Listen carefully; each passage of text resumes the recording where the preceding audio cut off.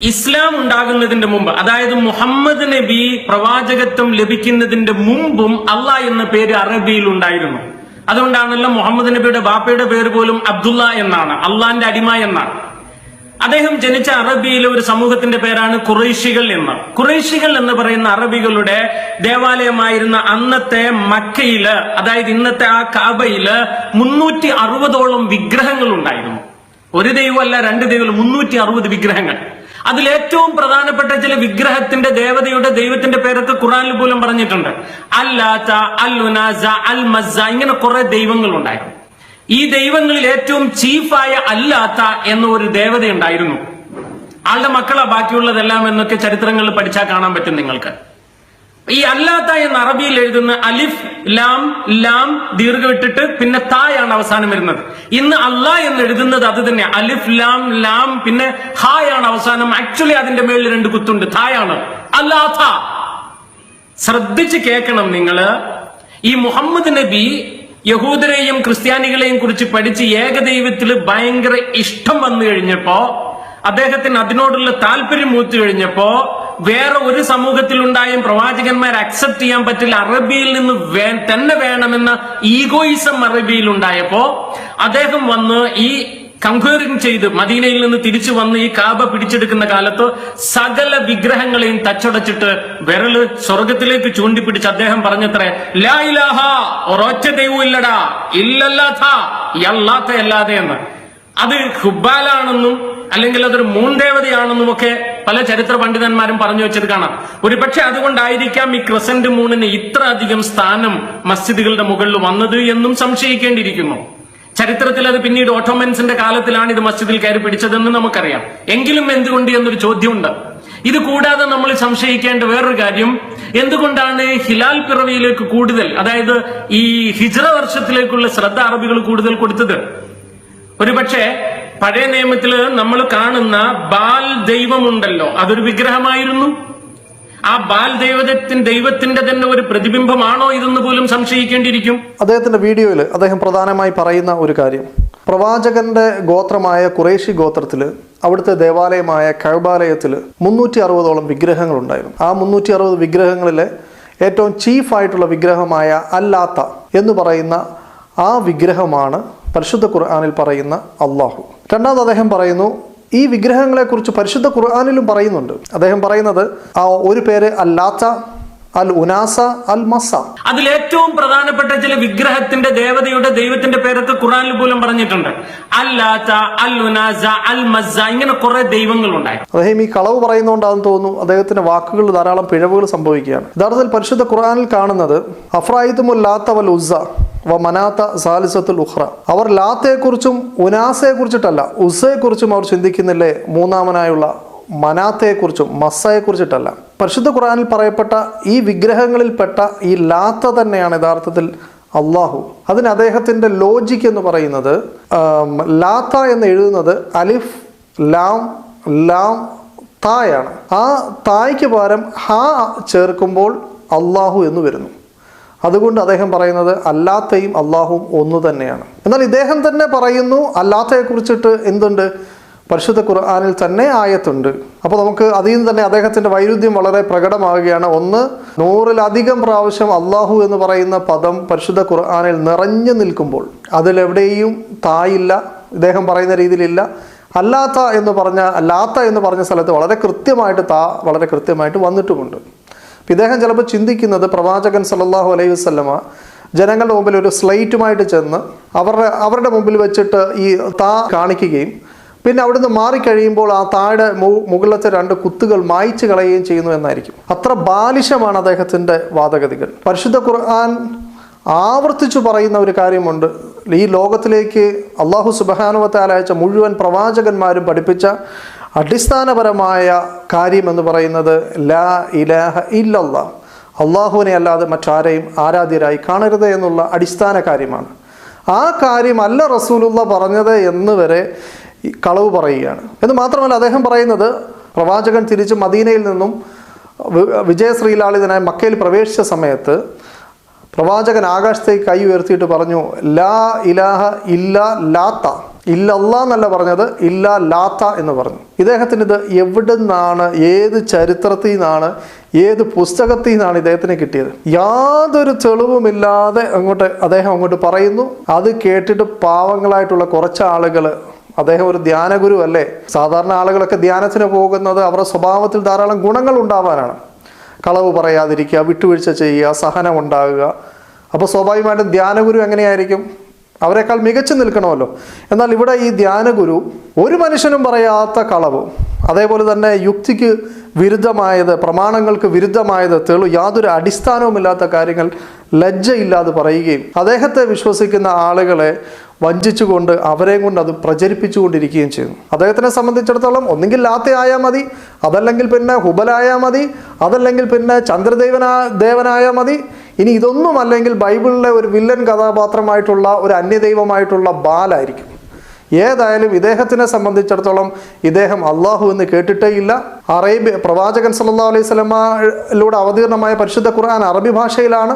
ആ ജനങ്ങളോട് അഭിസംബോധന ചെയ്ത് സംസാരിക്കുമ്പോൾ ആ ജനങ്ങൾക്ക് ആകെ അറിയുന്ന, അറബി ഭാഷ കൈകാര്യം ചെയ്യുന്ന അറബികളായിട്ടുള്ള ആളുകൾക്ക് ആകെ അറിയുന്ന ഒരു അലിഫും ലാമും കഴിഞ്ഞാൽ പിന്നെ ഹാ ഇല്ലാതെ ഒരു താ മാത്രമുള്ള ഒരു അല്ലാത്ത മാത്രമേ അറിയുള്ളൂ എന്നാണ് ഇദ്ദേഹം പറയുന്നത്. എന്നാൽ വാസ്തവം എന്താണ് സുഹൃത്തുക്കളെ? ക്രൈസ്തവ ലോകത്ത് അറബികളായിട്ടുള്ള ക്രൈസ്തവരെ കുറിച്ച് നമ്മളൊന്ന് പഠിച്ചു കഴിഞ്ഞാൽ, അല്ലെങ്കിൽ അറബികളായിട്ടുള്ള യഹൂദരെ കുറിച്ച് ഒന്ന് പഠിച്ചു കഴിഞ്ഞാൽ, അവർ ഏതൊരർത്ഥത്തിലാണോ ഇന്ന് മുസ്ലിങ്ങൾ അള്ളാഹു എന്ന് വിളിക്കുന്നത്, അതേ പരിശുദ്ധിയോടുകൂടി അവർ ദൈവത്തിനെ അള്ളാഹു എന്ന് വിളിക്കുന്നു. നമുക്കറിയാം ഹീബ്രു ഭാഷയിൽ ഏലെന്നും എലോഹീം എന്നും അതേപോലെ അദോനായി എന്നും ദൈവത്തിനെ വിളിക്കാറുണ്ട്. എന്നാൽ ഈ 3 പദങ്ങളും അന്യദൈവങ്ങൾക്ക് വേണ്ടി ഉപയോഗിക്കാറുണ്ട്. ഇനി നമ്മൾ അരമായ ഭാഷ എടുത്താൽ അലാഹ എന്ന് പറയുന്ന, അല്ലെങ്കിൽ എലാഹ എന്ന് പറയുന്ന ആ പ്രയോഗം, അതും സത്യദൈവത്തിനും വ്യാജ ദൈവത്തിനും ഉപയോഗിക്കുന്നതായിട്ട് കാണാം. അത് ആ സമയത്ത് നമുക്ക് അതിനെ വേർതിരിച്ച് ഇത് സത്യദൈവത്തിനാണോ ഉപയോഗിച്ചതെന്ന് മനസ്സിലാക്കാൻ ആ സാഹചര്യങ്ങൾ, ആ വാക്കുകളുടെ സാഹചര്യങ്ങളിൽ നിന്ന് മാത്രമേ നമുക്ക് അത് മനസ്സിലാക്കാൻ സാധിക്കുകയുള്ളൂ. ഇനി ഗ്രീക്കിലേക്ക് പോയാലോ, ഈ തിയോസ് എന്ന് പറയുന്ന പദമായാലും ക്യൂരിയോസ് എന്ന് പറയുന്ന കർത്താവ് എന്നുള്ള പദമായാലും, ഇതും നമുക്ക് തിരിച്ചറിയണമെങ്കിൽ അത് ഏത് സാഹചര്യത്തിൽ ഉപയോഗിച്ചു എന്ന് മനസ്സിലാക്കുകയല്ലാതെ വേറെ നിർവാഹമില്ല. കാരണം അതേ വാക്ക് തന്നെ വ്യാജ ദൈവത്തിനും അല്ലെങ്കിൽ ദൈവമല്ലാത്തവയ്ക്കും അത് ഉപയോഗിക്കുന്നതായിട്ട് കാണാം.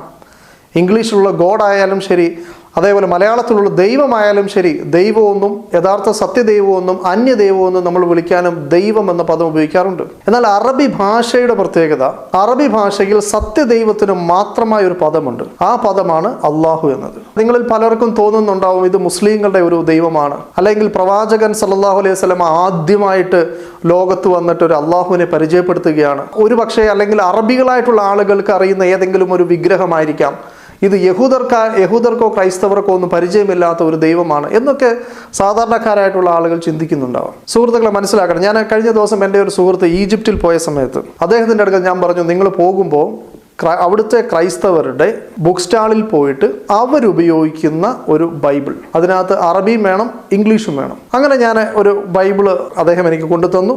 ഈ ന്യൂ കിങ് ജെയിംസ് വെർഷൻ്റെ ഈ ബൈബിൾ നമ്മൾ തുറന്നു നോക്കിയാൽ നിങ്ങൾ മനസ്സിലാക്കണം, അവിടുത്തെ ബൈബിൾ സൊസൈറ്റി ഓഫ് ഈജിപ്റ്റ് ആണ് അത് പുറത്തിറക്കുന്നത്. ഈ ബൈബിളിൻ്റെ 1-ാമത്തെ പേജിൽ തന്നെ ആദിയിൽ ദൈവം ആകാശവും ഭൂമിയും സൃഷ്ടിച്ചു എന്ന് പറയുന്ന ഭാഗത്ത് അവിടെ നമുക്ക് കാണാം, ഫിൽ ബദി ഖലഖല്ലാഹു സമാവാതി വൽ അർള്, അള്ളാഹു ആകാശവും ഭൂമിയും സൃഷ്ടിച്ചു എന്ന് മാത്രമല്ല, ആദാമിൻ്റെ കാര്യം പറയുമ്പോൾ, സൃഷ്ടിയുടെ കാര്യം പറയുമ്പോൾ, അബ്രഹാമിൻ്റെ കാര്യം പറയുമ്പോൾ, നോഹയുടെ കാര്യം പറയുമ്പോൾ, ഇസ്ഹാക്കിൻ്റെ കാര്യം പറയുമ്പോൾ, യാക്കോബിൻ്റെ കാര്യം പറയുമ്പോൾ, മോശയുടെ കാര്യം പറയുമ്പോൾ, ഏലിയാവിൻ്റെ കാര്യം പറയുമ്പോൾ, സകല പ്രവാചകന്മാരുടെയും കാര്യങ്ങൾ പറയുമ്പോൾ, അവരുടെ എല്ലാം ഉപദേശത്തിൻ്റെ കാതലായി, മഹാനായ യേശുക്രിസ്തുവിൻ്റെയും ഉപദേശത്തിൻ്റെ കാതലായി അടിസ്ഥാനപരമായി ഏകനായ ദൈവത്തെ വിളിച്ച് പ്രാർത്ഥിക്കണമെന്ന് പറയുന്ന ഭാഗത്തെല്ലാം കാണാം, നിങ്ങൾ അള്ളാഹുവിനെ അല്ലാതെ മറ്റാരെയും വിളിച്ച് പ്രാർത്ഥിക്കരുത്. ദൈവരാജ്യമെന്ന് യേശുക്രിസ്തു സ്ഥിരമായിട്ട് ഉപയോഗിക്കുന്ന സ്ഥലത്ത് കാണാം മലിക്കൂത്ത് അല്ലാഹ്, ദൈവത്തിൻ്റെ അള്ളാഹുവിൻ്റെ രാജ്യം എന്നാണ് അവിടെ പറയുന്നത്. മർക്കോസിൻ്റെ സുവിശേഷത്തിൽ ശാസ്ത്രിയോട് യേശുക്രിസ്തു ദൈവത്തെക്കുറിച്ച് പഠിപ്പിക്കുന്ന സ്ഥലത്ത് അത് കേട്ട ശാസ്ത്രി പറയുന്നു, ഗുരു നീ പറഞ്ഞത് സത്യമാണ്, അള്ളാഹു അല്ലാതെ മറ്റൊരു ആരാധനയില്ല. ഞാനതെല്ലാം ഓരോ വാക്യമായിട്ട് വായിച്ചുകൊണ്ട് ഞാനത് പിന്നീട് മറ്റൊരു വീഡിയോയിലൂടെ ഞാനത് വിശദീകരിക്കാം. ഏതായാലും ഇപ്പോൾ നിങ്ങൾ ഇത്രയും മനസ്സിലാക്കുക, ഇദ്ദേഹത്തിന് ഈ ഒരു അള്ളാഹുവിനെ മനസ്സിലാക്കാൻ സാധിച്ചില്ല. അദ്ദേഹം വിഗ്രഹങ്ങളുടെ ഇടയിൽ തപ്പി യാതൊരു ബന്ധവുമില്ലാത്തൊരു അല്ലാത്തതിനെ പൊക്കിക്കൊണ്ടാണ് ഇവിടെ ഇസ്ലാമിൻ്റെ ദൈവം എന്ന് പറയുന്നത് അല്ലാത്തയാണെന്ന് പറയാൻ മെനക്കെട്ടത്. എന്ന് മാത്രമല്ല, ഇനിയും ഇദ്ദേഹം ഈ പറഞ്ഞ ഈ അല്ലാത്ത, ഈ ഹുബൽ, ഈ ചന്ദ്രദൈവം അല്ലെങ്കിൽ ഈ ബാല്, ഇതിന് ഇസ്ലാമുമായിട്ട് എന്താ ബന്ധവും നമുക്ക് നോക്കണ്ടേ? ഇസ്ലാം ഇതിനോട് അനുകൂലിക്കുന്നുണ്ടോ അതോ പ്രതികൂലിക്കുന്നുണ്ടോ? ഇദ്ദേഹം എന്താണ് ഈ പറയുന്നത് നമുക്കൊന്ന് ശ്രദ്ധിക്കണ്ടേ? ഇസ്ലാമിന്റെ അധ്യാപനം ലാത്തയെ കുറിച്ചിട്ട് എന്താണുള്ളത്? ഇമാം ബുഖാരി അദ്ദേഹത്തിന്റെ സ്വഹീഹിൽ റിപ്പോർട്ട് ചെയ്യുന്നത് കാണാം. ഇബ്നു അബ്ബാസ് റളിയല്ലാഹു തആല അൻഹു പറഞ്ഞു, അതായത് പ്രവാചകന്റെ അടുത്ത സ്വഹാബി പറയുകയെന്നു, ലാത്ത ആരാണെന്ന്. ലാത്ത ഹാജിമാർക്ക് അഥവാ ഹജ്ജിന് വരുന്ന ആളുകൾക്ക്. അപ്പോൾ നിങ്ങൾക്ക് തോന്നും ഹജ്ജ് പ്രവാചകൻ മുഹമ്മദ് മുസ്തഫ സല്ലല്ലാഹു അലൈഹി വസല്ലമിനോട് ആരംഭിച്ചതല്ലേ എന്ന് വരെ ചിന്തിക്കുന്ന ആളുകളുണ്ടാവും. നിങ്ങൾ മനസ്സിലാക്കണം, അത് അബ്രഹാമിൻ്റെ കാലം മുതൽ ഇസ്മായിലിൻ്റെ കാലം മുതൽ അത് നടന്നു വരുന്ന ഒരു കാര്യമാണ് അവിടെ ഹജ്ജിന് വരിക എന്നത്. അങ്ങനെ ഹജ്ജിന് വരുന്ന ആളുകൾക്ക്, ഹാജിമാർക്ക് ഭക്ഷണം പാകം ചെയ്യുന്ന ആളായിരുന്നു. മരണശേഷം അയാളുടെ പേരിൽ ആളുകൾ എന്ത് ചെയ്തു? വിഗ്രഹം പ്രതിഷ്ഠിക്കുകയാണ് ചെയ്തത്. എന്ന് വെച്ചാൽ അള്ളാഹു വേറെ, ആ അള്ളാഹുവിലേക്ക് അവർ തീർത്ഥാടനമായിക്കൊണ്ട് ഹജ്ജിന് വരുന്ന സമയത്ത് ആ ആളുകൾക്ക് നന്മ ചെയ്ത് ജീവിച്ച ഒരു മനുഷ്യനായിരുന്നു. പക്ഷേ അയാളെ പിന്നെ പുകഴ്ത്തി ലാസ്റ്റ് അദ്ദേഹത്തിനെ തന്നെ വിഗ്രഹമാക്കി ആരാധിക്കുന്ന തെറ്റായ സമീപനം ഉണ്ടായി എന്നാണ് ഇസ്ലാം വളരെ കൃത്യമായിട്ട് പഠിപ്പിക്കുന്നത്. ഇനി നമുക്ക് പരിശുദ്ധ ഖുർആൻ ലാത്തയെക്കുറിച്ചിട്ട് എന്താണ് പറയുന്നതെന്ന് നോക്കാം. ഇസ്ലാം ലാത്ത എന്ന് പറയുന്ന ആ ജനങ്ങളുടെ തെറ്റായ വിശ്വാസത്തെ അംഗീകരിക്കുന്നുണ്ടോ? ശ്രദ്ധിച്ചു നോക്കാം. സൂറത്ത് നജ്മ് 19 മുതൽ 23 വരെയുള്ള ആയത്ത് ശ്രദ്ധിച്ചാൽ കാണാം. ലാത്തയും ഉസ്സയും മൂന്നാമത്തെ മനാത്തയെക്കുറിച്ച് നിങ്ങൾ ചിന്തിച്ചിട്ടുണ്ടോ എന്ന് പറഞ്ഞതിന് ശേഷം കാണാം, നിങ്ങളുടെ പൂർവികർ നാമകരണം നിർവഹിച്ച ചില പേരുകളല്ലാതെ അവ മറ്റൊന്നുമല്ല. അള്ളാഹു അത് സംബന്ധമായി ഒരുവിധ പ്രമാണവും അവതരിപ്പിച്ചിട്ടില്ല. ഊഹവും സ്വച്ഛകളും അനുധാവനം ചെയ്യുക മാത്രമാണ് അവർ. പരിശുദ്ധ ഖുർആൻ ശക്തമായിട്ട് വിമർശിക്കുകയാണ്. യഥാർത്ഥത്തിൽ അള്ളാഹു അങ്ങനെ ഒരു കാര്യം, അല്ലെങ്കിൽ ഇങ്ങനെ ഒരു ദൈവത്തെക്കുറിച്ചോ അല്ലെങ്കിൽ അല്ലാത്ത ആരാധിക്കണമെന്നോ പറയുന്ന ഒരു കാര്യവും ഇറക്കി കൊടുത്തിട്ടില്ല. നേരെ മറിച്ചിട്ട് വെറും ഊഹങ്ങളും അവരുടെ പിതാക്കന്മാർ വെറുതെ പറഞ്ഞുണ്ടാക്കിയ ഒരു വിഗ്രഹ സങ്കല്പം മാത്രമാണ് എന്ന് വളരെ കൃത്യമായിട്ട് പരിശുദ്ധ ഖുർആനിൽ തന്നെ ഇത് പറയുന്നു. എന്ന് മാത്രമല്ല, മറ്റൊരായത്തിൽ സൂറത്ത് അഅറാഫിലെ 180-ാമത്തെ ആയത്തിൽ വലില്ലാഹിൽ അസ്മാഉൽ ഹുസ്ന, അതായത് അള്ളാഹുവിന് ഏറ്റവും നല്ല പേരുകളുണ്ട്, അതിനാൽ ആ പേരുകൾ അവനെ നിങ്ങൾ വിളിച്ചുകൊള്ളുക, അവൻ്റെ പേരുകളിൽ കൃത്രിമം കാണിക്കുന്നവരെ നിങ്ങൾ വിട്ടുകളയുക, അവർ ചെയ്തു വരുന്നതിൻ്റെ ഫലം അവർക്ക് വഴിയെ നൽകപ്പെടും. എന്ന് വെച്ചാൽ അള്ളാഹുവിൻ്റെ നാമത്തിൽ ചില ആളുകൾ കൃത്രിമം നടത്തിക്കൊണ്ട് അവരുടെ വിഗ്രഹങ്ങൾക്ക് പേരിടുന്ന ഒരു രീതി അറബികളുടെ ഇടയിൽ വന്നു. ഇതിനെയും ശക്തമായി വിമർശിച്ചുകൊണ്ട് പറയുകയാണ്, അങ്ങനെയുള്ളവരെ നിങ്ങൾ വിട്ടുമാറിപ്പോവുക, അങ്ങനെയുള്ളവർക്ക് കടുത്ത ശിക്ഷ വരുമെന്ന്. ഇത് വിശദീകരിച്ചുകൊണ്ട് പ്രസിദ്ധ മുഫസ്സിറുകളായിട്ടുള്ള അല്ലെങ്കിൽ ഖുർആന്റെ വ്യാഖ്യാതാക്കളായിട്ടുള്ള ഇബ്നു കസീർ റഹ്മത്തുള്ളാഹി അലൈഹി, അതേപോലെ ഇമാം തൊബരി റഹ്മത്തുള്ളാഹി അലൈഹിക്ക് നോട്ട് ചെയ്തിരിക്കുന്നത് കാണാം. അവർ അള്ളാഹു എന്ന പദത്തിൽ നിന്നും അവർ അല്ലാത്ത എന്ന പദമുണ്ടാക്കി, അതായത് സ്ത്രീനാമം ഉണ്ടാക്കി. അതേപോലെ തന്നെ അവർ അള്ളാഹുവിൻ്റെ അസീസ് എന്ന് പറയുന്ന നാമത്തിൽ നിന്നും ഉസ്സ എന്നുണ്ടാക്കി. ഇങ്ങനെയുള്ളവരെ വിമർശിച്ചുകൊണ്ടാണ് പരിശുദ്ധ ഖുർആൻ ഈ വിഷയം പറയുന്നത്. അപ്പം അവിടെയും വളരെ വ്യക്തമാകുന്നു, ലാത്ത എന്ന് പറയുന്നത് ഇസ്ലാമിൽ ഒരു തരത്തിലും ആരാധിക്കപ്പെടുന്ന ഇല്ല എന്ന് മാത്രമല്ല, അള്ളാഹുവിനെ മാത്രമാണ് ആരാധിക്കേണ്ടതെന്നും, ഇങ്ങനെ അവരവരുടെ വിഗ്രഹങ്ങൾക്ക് അള്ളാഹുവിൻ്റെ നാമത്തിൽ കൃത്രിമം കാണിച്ചുകൊണ്ട് പേരിടുന്ന ആളുകൾക്ക് കഠിന ശിക്ഷയുണ്ട് എന്നും വളരെ കൃത്യമായി പരിശുദ്ധ ഖുർആനിലൂടെ അറിയിച്ചു തരുന്നു. അപ്പം ഈ ലാത്തയാണോ ഈ അള്ളാഹു? ആണോ? അല്ല. ഇസ്ലാമിൻ്റെ അധ്യാപനം അതാണോ? അങ്ങനെ അല്ല. ഇനി അദ്ദേഹം പറയുന്നത് അത് ഹുബലായിരിക്കും. അദ്ദേഹം പറയുന്നത് അള്ളാഹു എന്നത് അവിടെ ഉണ്ടായിരുന്ന ഹുബൽ എന്ന് പറയുന്ന ഒരു വിഗ്രഹമായിരിക്കും. അപ്പോൾ ഇനി നമുക്ക് ഹുബലിനെ കുറിച്ച് നോക്കാം. എന്താണ് ഇസ്ലാമിൻ്റെ അധ്യാപനം? ഹുബലിനെ കുറിച്ചിട്ട് എന്താ ഉള്ളത് നിങ്ങൾ മനസ്സിലാക്കണം. കഅബാലയത്തിലേക്ക് ആദ്യമായിട്ട് വരുന്ന വിഗ്രഹം എന്ന് പറയുന്നത് ഹുബലിൻ്റെ വിഗ്രഹമാണ്. അതായത് ഇബ്രാഹിം അലൈഹി ഇസ്ലാമും അതേപോലെ തന്നെ അദ്ദേഹത്തിൻ്റെ മകനായിട്ടുള്ള ഇസ്മായിൽ അലൈഹി ഇസ്ലാമും പണിത കഅബാലയം, ആ കഅബാലയത്തിൻ്റെ ഉത്തരവാദിത്വം ഇസ്മായിൽ അലൈഹി ഇസ്ലാമിൻ്റെ കാലഘട്ടത്തിൽ അദ്ദേഹം നിർവഹിച്ചു. ശേഷം അദ്ദേഹത്തിൻ്റെ 12 മക്കളിൽ മൂത്തയാളായിട്ടുള്ള നാബിത്ത് അതിൻ്റെ ഉത്തരവാദിത്വം നിർവഹിച്ചു. പിൽക്കാലത്ത് അത് ജർഹൂം എന്ന് പറയുന്ന ഗോത്രത്തിൻ്റെ ഉത്തരവാദിത്വത്തിലായി.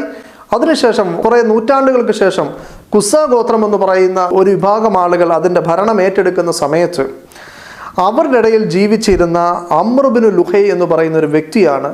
അദ്ദേഹം മക്കയിൽ നിന്നും അദ്ദേഹം ഷാമിലേക്ക്, സിറിയയിലേക്ക് പോകുന്ന വഴി അദ്ദേഹം അമാലേക്കർ താമസിക്കുന്ന നാട്ടിലിറങ്ങുകയും അവിടെ നിന്നും അദ്ദേഹം ഹുബലിൻ്റെ വിഗ്രഹം കൊണ്ടുവരികയും പിന്നീട് അത് കഅബാലയത്തിൽ സ്ഥാപിക്കുകയും ചെയ്യുന്നു. ഇതാണ് ഇമാം ഇബ്നു കസീർ റഹ്മത്തുള്ളാഹി അലൈഹി ഒക്കെ വിശദീകരിക്കുന്നത്. ഈ ഭാഗങ്ങൾ നമുക്ക് കാണാം. ഇനിയും പ്രവാചകൻ സല്ലല്ലാഹു അലൈഹി വസല്ലം തന്നെ പറയുന്നത് കാണാം, ആദ്യമായി വിഗ്രഹ പ്രതിഷ്ഠ നടത്തിയത് അംർ ഇബ്നു ലുഹൈയാണ്, അവരെ ഞാൻ നരകത്തിൽ ദർശിച്ചു എന്ന് മുത്തഫഖുൻ അലൈഹിയായി അഥവാ സ്വഹീഹുൽ ബുഖാരിയിലും മുസ്ലിമിലും ഒരുമിച്ച് റിപ്പോർട്ട് ചെയ്ത ഒരു ഹദീസാണ്. അതേപോലെ തന്നെ ഇമാം മുഹമ്മദ് റഹ്മത്തുള്ളാഹി അലൈഹി മുസ്നദിൽ കാണാം, ആദ്യം മക്കയിൽ വിഗ്രഹ പൂജയും അതിന് നേർച്ചയും നൽകിയത് അംർ ഇബ്നു ലുഹൈയാണെന്ന് കാണാം. പ്രവാചകൻ സല്ലല്ലാഹു അലൈഹി വസല്ലമയിൽ നിന്നും ഇമാം തൊബ്രാനി ഉദ്ധരിക്കുന്ന റിപ്പോർട്ടിൽ കാണാം, ഇബ്രാഹിം നബി അലൈഹി സ്വലാമയുടെ മാർഗത്തിൽ നിന്നും ആദ്യമായി ജനങ്ങളെ വ്യതിചലിപ്പിച്ചത് അംർ ഇബ്നു ലുഹൈയാണ്. ചുരുക്കത്തിൽ ഹുബൽ എന്നത് ഇദ്ദേഹം പറയുന്നത് പോലെ, ഈ ധ്യാനഗുരു പറയുന്നത് പോലെ അള്ളാഹു ആയിരുന്നുവെങ്കിൽ സ്വാഭാവികമായിട്ടും ഹുബലിൻ്റെ വിഗ്രഹം വളരെ കാര്യമായി കൊണ്ടുവന്ന അംർ ഇബ്നു ലുഹൈന് ഇസ്ലാമിൽ നല്ലൊരു സ്ഥാനമുണ്ടാവണം. അദ്ദേഹത്തിനെ ഒരു പരിശുദ്ധനായി, ഒരു പുണ്യവാളനായി തന്നെ കാണണം. എന്നാൽ പ്രവാചകൻ സല്ലല്ലാഹു അലൈഹി വസല്ലം വളരെ കൃത്യമായി, വളരെ വ്യക്തമായി പഠിപ്പിച്ചത് ഈ അംർ ഇബ്നു ലുഹൈ ഈ ഇബ്രാഹിം അലൈഹി ഇസ്ലാമിൻ്റെ, അബ്രഹാമിൻ്റെ പാതയിൽ നിന്നും ആ ജനങ്ങളെ വഴിതെറ്റിച്ചതിൻ്റെ കാരണമായി, ഈ ഹുബലിൻ്റെ വിഗ്രഹം കൊണ്ട് കഅബയെ സ്ഥാപിച്ചതിൻ്റെ കാരണമായി ഈ മനുഷ്യൻ നരകത്തിലാണ് എന്ന് വളരെ കൃത്യമായി പഠിപ്പിക്കുന്നു. ഇത് അറിഞ്ഞിട്ടോ അറിയാതെയോ ഇദ്ദേഹം ഹുബലാണ് അള്ളാഹു എന്ന് തെറ്റിദ്ധരിപ്പിക്കാൻ ശ്രമിക്കുകയാണ്. അതുപോലെ തന്നെ ഉഹദ് യുദ്ധം നടന്ന സമയത്ത് ശത്രുപക്ഷത്തുണ്ടായിരുന്ന അബൂ സുഫിയാൻ പറഞ്ഞു, ഹുബൽ ദൈവം ഉയർന്നതാണ്. അപ്പോൾ പ്രവാചകൻ സല്ലല്ലാഹു അലൈഹി വസല്ലമ സഹാബത്തിനോട് പറഞ്ഞു, അവരോട് പറയുക അള്ളാഹു അത്യുന്നതനും മഹത്വമുള്ളവനുമാണെന്ന് അവരോട് പറയുക. അപ്പോൾ അവർ പറഞ്ഞു, ഉസ്സ വിഗ്രഹമായി ഞങ്ങൾക്കുണ്ട്, നിങ്ങൾക്ക് ഉസ്സ ഇല്ല എന്ന് പറഞ്ഞപ്പോൾ പ്രവാചകൻ സല്ലല്ലാഹു അലൈഹി വസല്ലമ പറഞ്ഞു, സഹാബത്തിനോട് പറഞ്ഞു, അവരോട് പറയുക, നിങ്ങൾ പറയുക അള്ളാഹു ഞങ്ങളുടെ രക്ഷാധികാരിയാണ്, നിങ്ങൾക്ക് യാതൊരു രക്ഷാധികാരിയുമില്ല. അപ്പോൾ എതിർപക്ഷത്തുണ്ടായിരുന്ന, അന്നത്തെ ശത്രുപക്ഷത്തുണ്ടായിരുന്ന ആളുകൾ ഏതിനെയൊക്കെയാണോ ആരാധിച്ചത് അതിനെയൊക്കെ ആരാധിക്കരുത് എന്ന് പറഞ്ഞതാണ് ഇസ്ലാമിൻ്റെ അധ്യാപനം. എന്നാൽ ഇസ്ലാമിനെ തെറ്റിദ്ധരിപ്പിക്കാൻ ശ്രമിക്കുന്ന ഈ മാരിയോ, അദ്ദേഹം പണ്ട് മുസ്ലിം ആയിരുന്നു. അപ്പം അല്പമൊക്കെ പഠിക്കാൻ അദ്ദേഹം അറബി കോളേജിലൊക്കെ കുറച്ച് സമയങ്ങൾ ചെലവഴിച്ചിട്ടുമുണ്ട്. അദ്ദേഹം 5-6 വർഷം പഠിച്ചു എന്നാണ് പറയുന്നത്. എങ്കിൽ അദ്ദേഹം ഈ ചരിത്രങ്ങളൊക്കെ വായിച്ചിട്ടുണ്ടാവും. എന്നിട്ടും ഇതൊന്നും അറിയാത്ത, അദ്ദേഹത്തെ വിശ്വസിക്കുന്ന നല്ലവരായിട്ടുള്ള ക്രൈസ്തവരെ ഈ വിഷയത്തിൽ തെറ്റിദ്ധരിപ്പിക്കാനുള്ള ഒരു ശ്രമമാണ് അദ്ദേഹം നടത്തിയിട്ടുള്ളത്. മൂന്നാമത് അദ്ദേഹം പറയുന്നു, അദ്ദേഹം ആദ്യം ലാത്തയിൽ നിന്നാണ് തുടങ്ങുന്നത്. ലാത്തയിൽ നിന്നും അദ്ദേഹത്തിന് ഹുബലാണോ എന്ന് അദ്ദേഹത്തിന് തന്നെ ഒരു സംശയം. ഇനി അവിടെ നിന്നും തീരുന്നില്ല. അദ്ദേഹത്തിന് അടുത്ത സംശയം അത് ചന്ദ്രനാണോ, ചന്ദ്രദേവ മൂൺ ഗോഡാണോ എന്നുള്ളതാണ് അടുത്ത സംശയം. ഇനി പരിശുദ്ധ ഖുർആനിൽ ചന്ദ്രനെ കുറിച്ച് എന്താ പറയുന്നത്? ചന്ദ്രനെ ആരാധിക്കണം, ചന്ദ്രൻ ആരാധനയ്ക്ക് യോഗ്യനായ ഒരാളാണ്, ചന്ദ്രനാണ് ദൈവം. ഇങ്ങനെയാണോ പരിശുദ്ധ ഖുർആനിലുള്ളത്? നിങ്ങൾ സൂറത്ത് അൻകബൂത്ത് അതിലെ 61-ാമത്തെ ആയത്തിൽ കാണാം, വലയിൻ സഅൽതഹും മൻ ഖലഖ സമാവാതി വൽ അർദ്. നിങ്ങൾ അവരോട് ചോദിച്ചാൽ, എന്ത്, ആരാണ് ആകാശവും ഭൂമിയും സൃഷ്ടിച്ചതെന്ന് അവരോട്. ആരോട്? അവിടെ ഉണ്ടായിരുന്ന ഇബ്രാഹിം അലൈഹി ഇസ്ലാമിൻ്റെ പാതയിൽ നിന്നും വ്യതിചലിച്ചു പോയ, എന്നാൽ അതിനെക്കുറിച്ചിട്ടൊക്കെയുള്ള കേട്ടറിവുള്ള ആ സമൂഹത്തിൽ ജീവിക്കുന്ന ബഹുദൈവ വിശ്വാസികളോട് പോലും ചോദിച്ചാൽ, ആരാണ് ആകാശവും ഭൂമിയും സൃഷ്ടിച്ചതെന്ന് അവരോട് ചോദിച്ചാൽ, അല്ലെങ്കിൽ വസഖറ ശംസ വൽ ഖമർ, സൂര്യനും ചന്ദ്രനും ആരാണ് അതിനെ നിയന്ത്രിക്കുന്നതെന്ന് ചോദിച്ചാൽ, ലയഖൂലുൻ അല്ലാഹ്, അവർ പറയും അത് അള്ളാഹു ആണ് എന്ന്. എന്ന് വെച്ചാൽ അവിടുത്തെ ബഹുദൈവ വിശ്വാസികളായിട്ടുള്ള ആളുകൾക്ക് പോലും ആകാശവും ഭൂമിയും സൃഷ്ടിച്ചത് അള്ളാഹു ആണ് എന്നും, അതോടൊപ്പം സൂര്യനെയും ചന്ദ്രനെയും നിയന്ത്രിക്കുന്നത് അള്ളാഹു ആണ് എന്നും വളരെ കൃത്യമായിട്ട് അറിയാമായിരുന്നു. അവർക്ക് ചന്ദ്രൻ വേറെ, അള്ളാഹു വേറെ. അള്ളാഹു ചന്ദ്രനെ എന്ത് ചെയ്യുന്നു? നിയന്ത്രിക്കുന്നു, സൂര്യനെയും ചന്ദ്രനെയും നിയന്ത്രിക്കുന്നു എന്ന് അവർ മനസ്സിലാക്കുന്നു. ഇനിയും അതേപോലെ തന്നെ പരിശുദ്ധ ഖുർആനിലെ സൂറത്ത് ഫുസിലത്ത് എന്ന് പറയുന്ന സൂറത്തിലെ 37-ാമത്തെ ആയത്ത്, വമിൻ ആയാത്തിഹി, അള്ളാഹുവിൻ്റെ ദൃഷ്ടാന്തങ്ങളിൽ പെട്ടതാണ് ലൈലു വൻ നഹാർ, രാവും പകലും, വശംസു വൽ ഖമർ, സൂര്യനും ചന്ദ്രനും, ലാ തസ്ജുദു ലിശംസി വലാ ലിൽ ഖമർ, നിങ്ങൾ സൂര്യനെ ആരാധിക്കരുത്, നിങ്ങൾ ചന്ദ്രനെയും ആരാധിക്കരുത്. പിന്നെ എന്ത് ചെയ്യണം? വസ്ജുദു ലില്ലാ, നിങ്ങൾ അള്ളാഹുവിനെ നിങ്ങൾ എന്ത് ചെയ്യണം? ആരാധിക്കണം, ഇബാദത്ത് ചെയ്യണം, സുജൂദ് ചെയ്യണം. അല്ലദീ ഖലഖഹുന്ന, അവനാകുന്നു ഇതിനെയൊക്കെ സൃഷ്ടിച്ചത്. ഇപ്പോൾ വളരെ കൃത്യമായിട്ട് ചന്ദ്രനെ ആരാധിക്കാനാണോ ഇവിടെ പറഞ്ഞത്? അല്ല, ചന്ദ്രനെ ആരാധിക്കാൻ പാടില്ല, സൂര്യനെയും ആരാധിക്കാൻ പാടില്ല.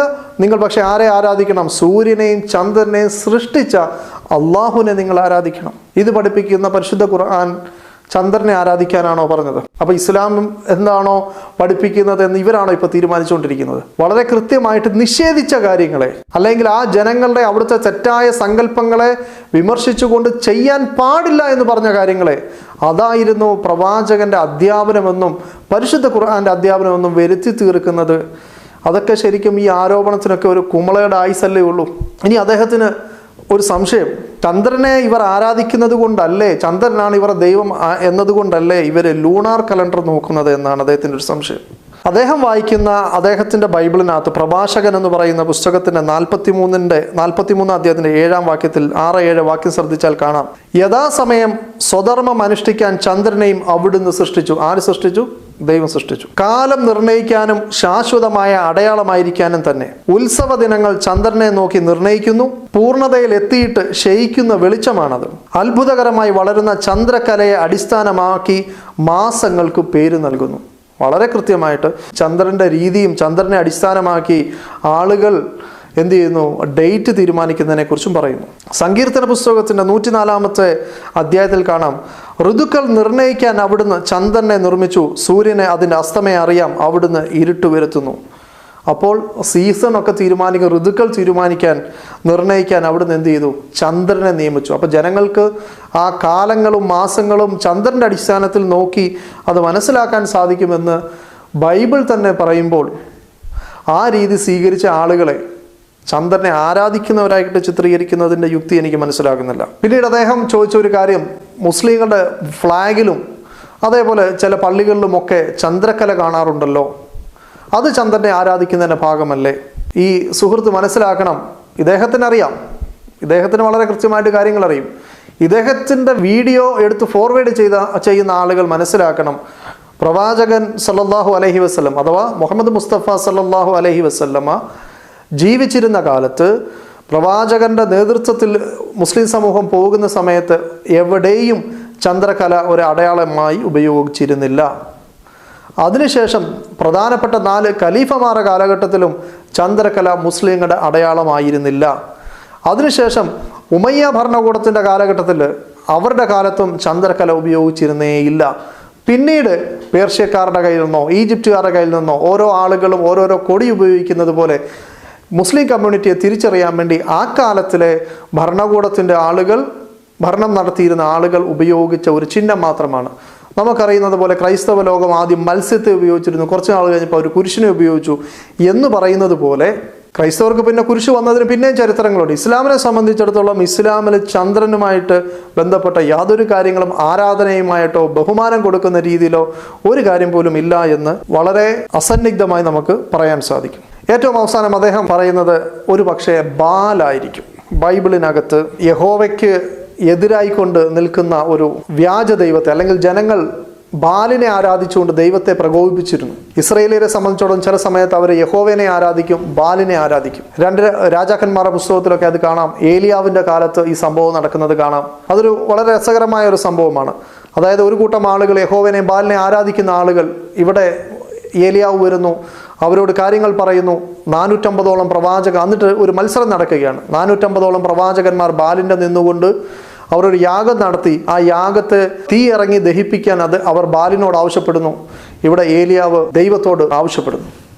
എന്നിട്ട് ഇതിൽ ആരാണോ ഈ തീ ഇറക്കുന്നത്, ആരെ വിളിച്ച് പ്രാർത്ഥിക്കുമ്പോഴാണോ തീ ഇറക്കുന്നത്, ആ ദൈവമാണ് യഥാർത്ഥ ദൈവമെന്ന് അവർ അംഗീകരിക്കുമെന്ന ഒരു വാക്കിൻ്റെ അടിസ്ഥാനത്തിൽ ഒരു മത്സരം നടക്കുന്നത് നമുക്ക് കാണാം. ഇത് അറബി ബൈബിളിൽ ആളുകൾ എങ്ങനെ വായിക്കുമെന്ന് നിങ്ങൾക്കൊന്ന് ശ്രദ്ധിച്ചു നോക്കാം. ഞാൻ നേരത്തെ സൂചിപ്പിച്ച, ഞാൻ ഈജിപ്തിൽ നിന്നും അവിടുത്തെ ക്രൈസ്തവർ ഉപയോഗിക്കുന്ന ബൈബിൾ സൊസൈറ്റി ഓഫ് ഈജിപ്റ്റ് പ്രസിദ്ധീകരിക്കുന്ന ആ ബൈബിളാണ് ഞാൻ വായിക്കുന്നത്. അതിനകത്ത് കാണാം, അയ്യുഹ റബ്ബു ഇലാഹു ഇബ്രാഹിമ വൈസഹാക വൈസ്രായീല ലാ യുഅലമു യൗമ അന്നക അൻത അല്ലാഹു ഫി ഇസ്രായീല വ അന്ന അന അബ്ദുക.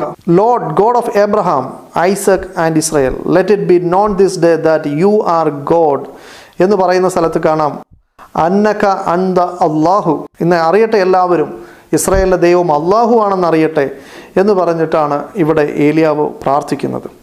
അങ്ങനെ ഏലിയാവ് പ്രാർത്ഥിക്കുന്നു. ആകാശത്തു നിന്നും തീ ഇറങ്ങി അദ്ദേഹത്തിൻ്റെ യാഗത്തെ സ്വീകരിക്കുന്നു. ഇത് കണ്ട ജനങ്ങൾ എന്ത് ചെയ്തു? അവർ കവിണ് വീണു. ആ സമയത്ത് അവരെന്താണ് പറഞ്ഞത് എന്ന് ബൈബിളിനകത്ത് അതിൻ്റെ ഇംഗ്ലീഷിൽ ഇങ്ങനെയാണ് എഴുതിയിരിക്കുന്നത്. And now when all the people saw it, they fell on their faces and they said, the Lord, he is God, the Lord, he is God. നീയാണ് ദൈവം, നീയാണ് ദൈവം എന്ന് പറഞ്ഞു എന്ന് പറയുന്ന ആ ഭാഗത്ത് അവിടെ കാണാം, റബ്ബു ഹുവ അല്ലാഹു, റബ്ബു ഹുവ അല്ലാഹ്. ഇനി ഈ അറബി ബൈബിളിന്റെ പ്രത്യേകത എന്താ? ഞാൻ നേരത്തെ സൂചിപ്പിച്ചു, അള്ളാഹു എന്ന് പറയുന്ന പദം സത്യദൈവത്തിനല്ലാതെ ഉപയോഗിച്ചിട്ടേയില്ല. ഏതെങ്കിലും അന്യദൈവങ്ങൾക്ക് വേണ്ടി ഉപയോഗിക്കുന്ന സമയത്ത് ഇലാഹ് എന്നോ അതിൻ്റെ ബഹുവചന രൂപമായ ആലിഹ എന്നോ ആലിഹത്തൻ വരിബ ഫോറിൻ ഗോഡ് എന്നുള്ള അന്യദൈവം എന്നുള്ള അർത്ഥത്തിലോ ഉപയോഗിക്കുന്നതല്ലാതെ എവിടെയും അന്യദൈവത്തെ സൂചിപ്പിക്കാനോ ബാലിനെ സൂചിപ്പിക്കാനോ വേറെ ഏതെങ്കിലും ഒരു ദൈവത്തെ സൂചിപ്പിക്കാൻ അള്ളാഹു എന്ന പദം ഉപയോഗിച്ചിട്ടേയില്ല. പരിശുദ്ധ ഖുർആനിലും കാണാൻ സാധ്യമല്ല, അറബി ബൈബിളിലും കാണുവാൻ സാധ്യമല്ല.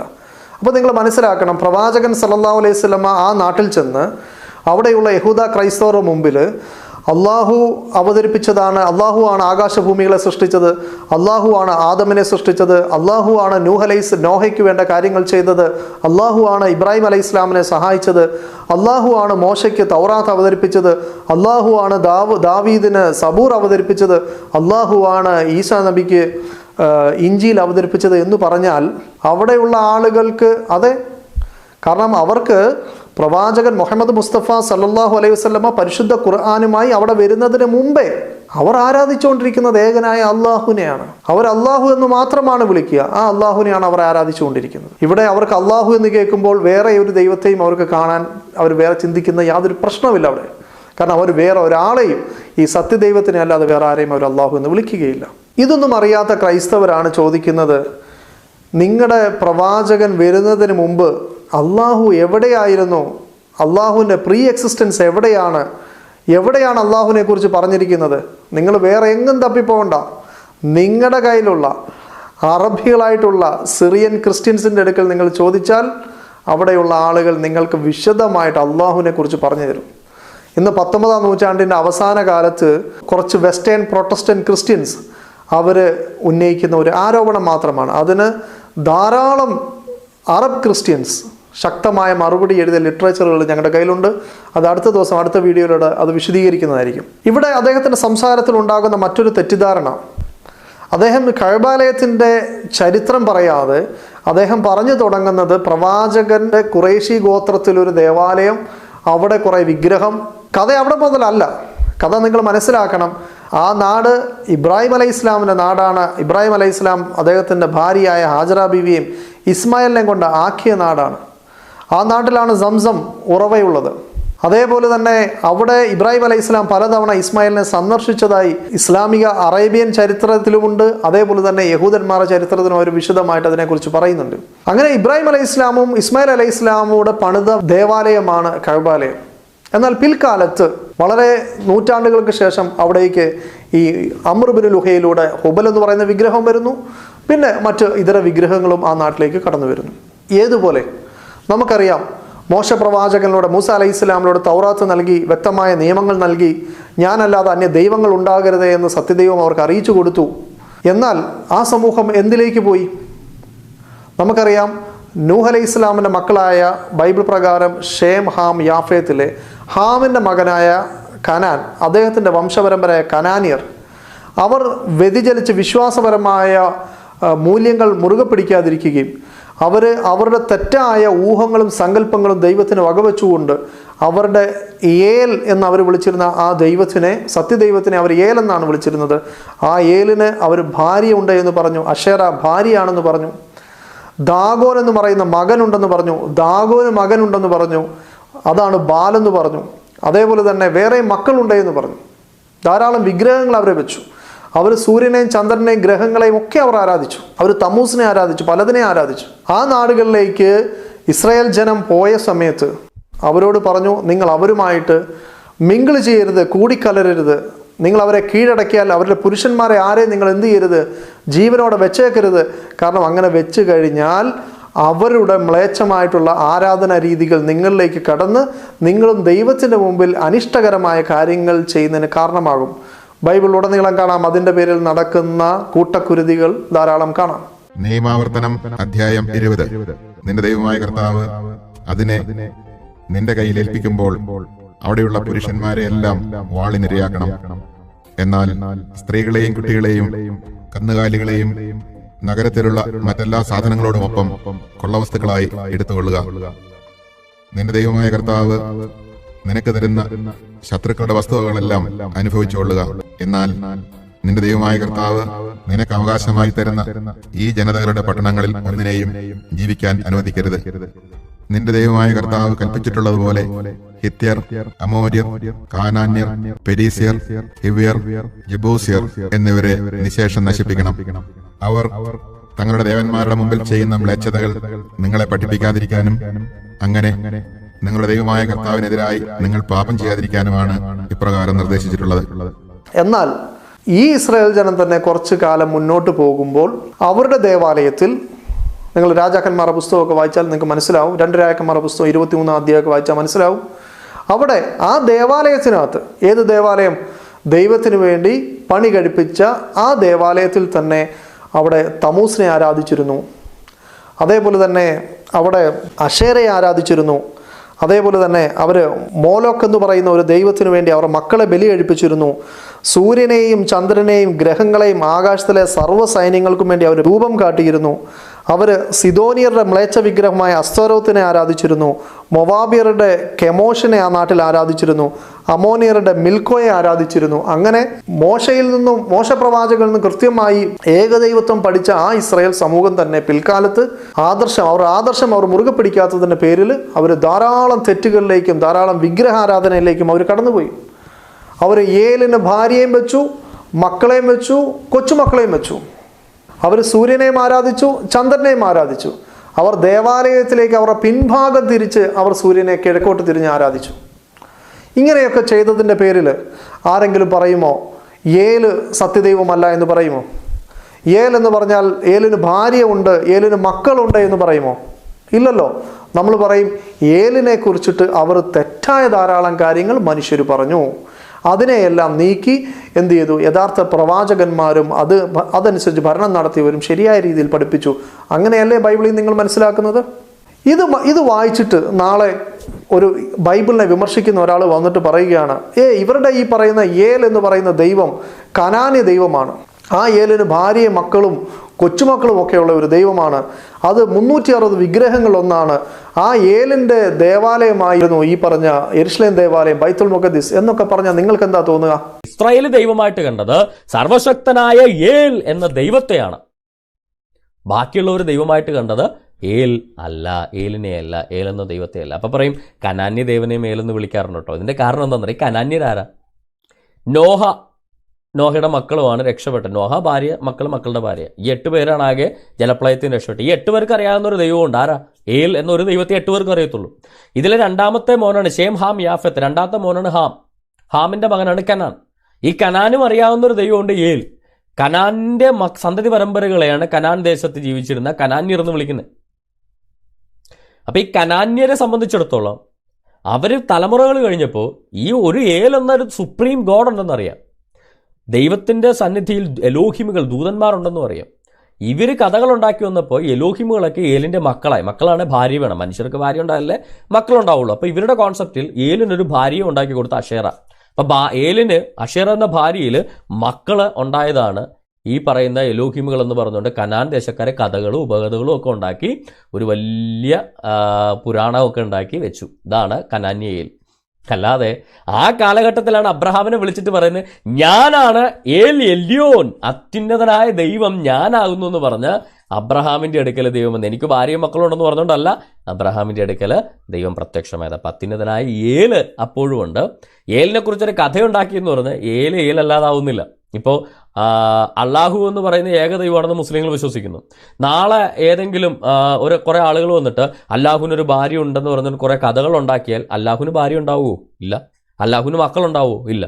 അത് കഥകൾ ഉണ്ടാക്കി, ഒരു വ്യാജ കഥകൾ ഉണ്ടാക്കി അവരൊരു സമൂഹമായ ആ സമൂഹം അങ്ങനെ പഠിക്കുമായിരിക്കാം. പക്ഷെ എന്നുവെച്ചാൽ അള്ളാഹുവിന് ഇതൊന്നും ബാധകമല്ലല്ലോ. ഇതുപോലെ ഏലെന്ന ദൈവത്തിന് കനാന്യരുണ്ടാക്കിയ കഥകൾ ദൈവത്തിന് ബാധകമല്ല. അതാദ്യം മനസ്സിലാക്കുക. അപ്പോഴാണ് കനാന്യ ഏലിന്റെ പ്രശ്നം തീരുന്നത്. ഓക്കെ, ആ ഏലിന്റെ ദേവാലയമായിരുന്നു ഈ പറഞ്ഞ യെരുശലേം ദേവാലയം, ബൈത്തുൽ മുഖദ്ദിസ് എന്നൊക്കെ പറഞ്ഞാൽ നിങ്ങൾക്ക് എന്താ തോന്നുക? അപ്പോൾ നിങ്ങൾ പറയും ഇല്ല, ശരിയായ ദൈവത്തിൽ നിന്ന് അവതീർണമായ കാര്യം സത്യമായിട്ടുള്ളത് ഏകനായ ഏലിനെ മാത്രം ആരാധിക്കാനായിരുന്നു. എന്നാൽ മനുഷ്യർ എന്ത് ചെയ്തു? തെറ്റായ പല കാര്യങ്ങൾ അവർ ദൈവമായിട്ട് വിശ്വസിക്കുകയും അപ്പോൾ അവർ ഏലിന് ബന്ധുത്വം, കുടുംബ ബന്ധങ്ങൾ അവരുണ്ടാക്കി. കാരണം ഏലിനോടൊപ്പം ഇവരെ വെച്ച് ആരാധിക്കണമെങ്കിൽ എന്തെങ്കിലും ബന്ധം പറയാൻ വേണ്ടി അവർ പറഞ്ഞു പെൺമക്കളാണ്, ഇത് ഭാര്യയാണ്, ഇത് മക്കളാണ്, ഇത് കൊച്ചുമക്കളാണ് എന്നൊക്കെ തുടങ്ങിയിട്ടുള്ള രീതികൾ അവർ സ്വീകരിച്ചു. അങ്ങനെ അവർ ഏലിനെ ഭാര്യ ഉണ്ട് എന്നുള്ള രീതിയിലാണ് അവർ ഏലിലേക്ക് അതിൽ സ്ത്രീ ലിംഗം ചേർത്തുകൊണ്ട്, സ്ത്രീനാമം ചേർത്തുകൊണ്ട് അവർ എലാത്ത് എന്ന് വിളിച്ചത്. അപ്പോൾ നമ്മൾ മനസ്സിലാക്കേണ്ടതെന്ന് വെച്ച് കഴിഞ്ഞാൽ അറേബ്യൻ നാടുകളിൽ ഇബ്രാഹിം അലൈഹി ഇസ്ലാമിലൂടെയും ഇസ്മായിൽ അലൈഹി ഇസ്ലാമിലൂടെയും ഉണ്ടായ ഏകദൈവ സംസ്കാരം പിൽക്കാലത്ത് അവിടുത്തെ ജനങ്ങൾ അത് കൈവിട്ട് വിഗ്രഹാരാധനയിലേക്കും മറ്റു കാര്യങ്ങളിലേക്കും പോയപ്പോൾ പ്രവാചകൻ സല്ലല്ലാഹു അലൈഹി വസല്ലം വളരെ കൃത്യമായി വന്നത് പുനഃസ്ഥാപിക്കുകയും ആ ഏകദൈവ വിശ്വാസത്തിലേക്ക് കൊണ്ടുവരികയും ചെയ്തു. ഇതേപോലെ തന്നെ ഈ മൂല്യച്യുതി നമുക്ക് ഇസ്രയേലിയരുടെ ചരിത്രത്തിൽ നമുക്ക് കാണാൻ സാധിക്കും. ഇവിടെ അതുകൊണ്ട് അനാവശ്യമായ ഒരു തെറ്റിദ്ധാരണ പ്രചരിപ്പിക്കുന്നത് അത് വസ്തുതയ്ക്ക് വിരുദ്ധമായ ഒരു കാര്യമാണ്, അത് കളവാണ്. പ്രത്യേകിച്ച് ധ്യാനമൊക്കെ നടത്തുന്ന ധ്യാനഗുരുവിൻ്റെ ഭാഗത്തു നിന്നും ഒരു കാരണവശാലും ഇങ്ങനത്തെ കാര്യങ്ങൾ ഉണ്ടാകുന്നത് നല്ല കാര്യമല്ല എന്ന് വളരെ സ്നേഹത്തോടുകൂടി ഓർപ്പിക്കുകയാണ്. അതുകൊണ്ട് നമ്മൾ ഇരു കൂട്ടരും ആരാധിക്കുന്ന അള്ളാഹുവിനെ കുറിച്ചിട്ട് തെറ്റായ കാര്യങ്ങൾ പ്രചരിപ്പിക്കുന്നത് അത് നിങ്ങളുടെ വിശ്വാസത്തിന് പോലും യോജിക്കുന്ന കാര്യമല്ല എന്ന് ഉണർത്തിക്കൊണ്ട് അതുമായി ബന്ധപ്പെട്ട് പരിശുദ്ധ ഖുർആൻ നിങ്ങളോട് അറിയിക്കാൻ പറഞ്ഞ, അല്ലെങ്കിൽ നിങ്ങളോട് ക്ഷണിക്കാൻ, നിങ്ങളെ ഒരു കാര്യത്തിലേക്ക് ക്ഷണിക്കാൻ പറഞ്ഞ ഒരു ഭാഗം കൂടെ നിങ്ങളുടെ മുമ്പിൽ അവതരിപ്പിച്ചുകൊണ്ട് ഞാൻ നിർത്തുകയാണ്. പരിശുദ്ധ ഖുർആനിലെ സൂറത്ത് ആൽ ഇംറാനിലെ 64-ാമത്തെ ആയത്തിൽ ഇങ്ങനെ കാണാം, ഖുൽ യാ അഹ്ലൽ കിതാബ്, പ്രവാചകനോട് പറയുക, യാ അഹ്ലൽ കിതാബ്, അല്ലയോ വേദത്തിൻ്റെ ആളുകളെ, താലോ നിങ്ങൾ വരിക, ഇലാ കലിമത്തിൻ സവായി ബൈനന വ ബൈനക്കും, നമുക്ക് ഇരു കൂട്ടർക്കും യോജിക്കാൻ കഴിയുന്ന സമമായ ഒരു വാക്യത്തിലേക്ക് നമുക്ക് വരാം, അല്ലെങ്കിൽ ഒരു തത്വത്തിലേക്ക് നമുക്ക് വരാം. ആ തത്വം ഏതാ? അല്ലാ നഅ്ബുദ ഇല്ലല്ലാഹ്, നമ്മൾ അള്ളാഹുവിനെ അല്ലാതെ മറ്റാരെയും ആരാധിക്കരുത് എന്നുള്ള ആ തത്വത്തിലേക്ക്. വലാ നുശ്രികു ബിഹി ഷൈഅൻ, നമ്മൾ ആ ദൈവത്തിൽ മറ്റാരെയും പങ്കുകാരാക്കരുത്. അതേപോലെ വലാ യത്തഖിദ ബഅദുനാ ബഅദൻ അർബാബൻ മിൻ ദൂനില്ലാഹ്, നമ്മൾ അള്ളാഹുവിന് പുറമെ മറ്റാരെയും രക്ഷാധികാരികളാക്കരുത്. ഈ ഒരു കാര്യം നമുക്ക് ഇരു കൂട്ടർക്കും അംഗീകരിക്കാമല്ലോ. നിങ്ങളെ സംബന്ധിച്ചോളം ഇപ്പം അള്ളാഹു ലാത്ത അല്ല എന്ന് മനസ്സിലാകുന്നുണ്ട്, നിങ്ങളെ സംബന്ധിച്ചോളം ചന്ദ്രദൈവം അല്ല എന്ന് മനസ്സിലായി, നിങ്ങൾക്ക് അത് ഹുബലല്ല എന്ന് മനസ്സിലായി, ബാലല്ല എന്ന് മനസ്സിലായി. നിങ്ങൾ തന്നെ ആരാധിച്ചുകൊണ്ടിരിക്കുന്ന, അല്ലെങ്കിൽ നിങ്ങളുടെ അറബി ക്രൈസ്തവരായിട്ടുള്ള സഹോദരങ്ങൾ ആരാധിച്ച് പ്രവാചകനും കാലഘട്ടത്തിന് മുമ്പ് മുതൽ തന്നെ ആരാധിച്ചുകൊണ്ടിരിക്കുന്ന ആ ദൈവത്തെ തന്നെയാണെന്ന് നിങ്ങൾക്ക് മനസ്സിലായ സ്ഥിതിക്ക് പരിശുദ്ധ ഖുർആൻ പറഞ്ഞ ഈ ഒരു ആഹ്വാനം അത് നിങ്ങളൊന്ന് ശ്രദ്ധിച്ച് കേൾക്കുക. നമുക്കിരു കൂട്ടർക്ക് യോജിക്കാൻ കഴിയുന്ന ആ തത്വം ഏതാണ്? അള്ളാഹുവിനെ അല്ലാതെ മറ്റാരെയും ആരാധിക്കരുത്. നിങ്ങളുടെ അറബി ബൈബിളിൽ നോക്കിയാൽ യേശു ക്രിസ്തു തന്നെ പഠിപ്പിക്കുന്നുണ്ട്, ഇത് മോശ തന്നെ പഠിപ്പിക്കുന്നുണ്ട്, സകല പ്രവാചകന്മാരും അള്ളാഹുവിനെ അല്ലാതെ വേറെ ആരെയും ആരാധിക്കരുതെന്ന് പഠിപ്പിക്കുന്നുണ്ട്. ആ തത്വത്തിൽ നിന്നുകൊണ്ട് നമുക്ക് നമ്മുടെ കാര്യങ്ങൾ ചർച്ച ചെയ്യാം. അതിനകത്ത് നമുക്ക് ആർക്കാണ് അതിൽ നിന്നും വ്യതിചലനം സംഭവിച്ചത് എന്ന് പരിശോധിക്കാം. പക്ഷേ എൻ്റെ അനുഭവത്തിൽ നിന്ന് ഞാൻ പറയുന്നത്, ഈ ചർച്ച ഇന്ന് ക്രൈസ്തവ ലോകത്ത് തന്നെ വളരെ തീവ്രമായി നടന്നുകൊണ്ടിരിക്കുന്ന ഒരു ചർച്ചയാണ്. തൃത്വത്തെ സംബന്ധിച്ച്, യേശുവിനെ ദൈവമാക്കിയതിനെ സംബന്ധിച്ച്, യേശുവും അള്ളാഹുവും ഒരേപോലെയുള്ള ദൈവമാണോ, അല്ലെങ്കിൽ പിതാവും പുത്രനും ഒരേപോലെയുള്ള ദൈവമാണോ, അതോ പിതാവാണോ വലിയ ദൈവം, പുത്രൻ ചെറിയ ദൈവമാണോ, 3 പേരുണ്ടോ, അതോ ഒരാൾ തന്നെ 3ആണോ എന്ന് തുടങ്ങിയ ചർച്ചകൾ അത് ക്രൈസ്തവ ലോകത്ത് തുടങ്ങിയ 1-ാം ദിവസം മുതൽ ഇന്ന് വരെ ഇപ്പോഴും വിപണിയിൽ അതിൻ്റെ പേരിൽ പുസ്തകങ്ങളും അതേപോലെ തന്നെ ചർച്ചകളുമൊക്കെ സജീവമായി കൊണ്ടിരിക്കുന്ന ഈ സ്ഥലത്ത് സ്വാഭാവികമായും ഈ വിഷയത്തിൽ ഖുർആനിൻ്റെ ഈ പേരിലുള്ള ഈ ചർച്ച കൂടെ ഏറ്റെടുക്കാൻ ക്രൈസ്തവ ലോകം മടിക്കുന്നതിൻ്റെ പേരിലാണ് ഈ രീതിയിലുള്ള തെറ്റിദ്ധാരണകൾ പരത്തുന്നത് എന്ന കൃത്യമായ ബോധ്യം എനിക്കുണ്ട്.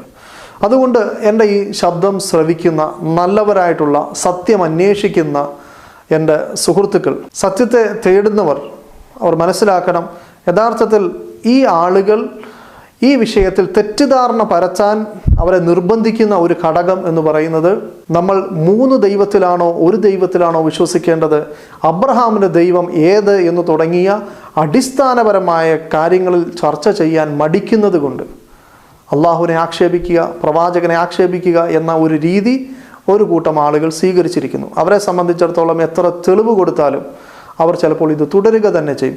അതുകൊണ്ട് നിങ്ങളെപ്പോലുള്ള നല്ല ആളുകളോട് എനിക്ക് സൂചിപ്പിക്കാൻ, സ്നേഹത്തിൽ ഗുണകാംക്ഷയോടുകൂടി പറയാനുള്ളത്, നിങ്ങൾ കാര്യങ്ങൾ ശ്രദ്ധിച്ച് കേൾക്കുകയും അതിൽ ഏറ്റവും നല്ലതിനെ പിന്തുടരുകയും ചെയ്യണമെന്ന് അഭ്യർത്ഥിച്ചുകൊണ്ട് ഞാൻ എൻ്റെ വാക്കുകൾക്ക് വിരാമം കുറിക്കുന്നു. അസ്സലാമു അലൈക്കും വറഹ്മത്തുള്ളാഹി വബറകാതുഹു.